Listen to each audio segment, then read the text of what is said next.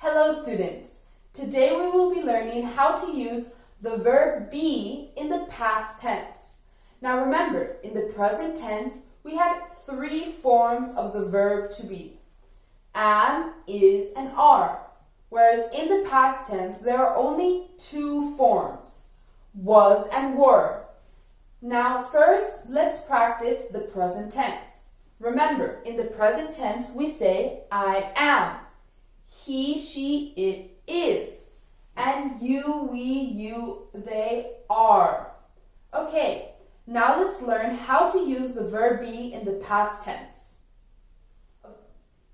As we saw before, there are two forms of the verb be in the past tense.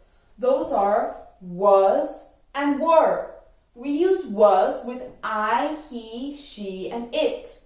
And we use were with you, we, you, they. Now let's look at some examples of how to use sentences in the past tense with the verb be. We would say, I was a student in 1997. He was in course 2. To say sentences in the negative form in the past tense, we use the word not. So we would say, she was not at the game. It wasn't correct. Now, with the word were, we do the same. You were in that room yesterday. We were there. To express the negative form in the past tense, we add not, right? You were not sick. They weren't in a restaurant. Okay.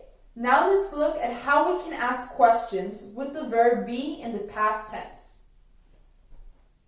Now to use the verb be in question sentences in the past tense, we put it at the beginning of the sentence. So we would say, was I a student in 1997?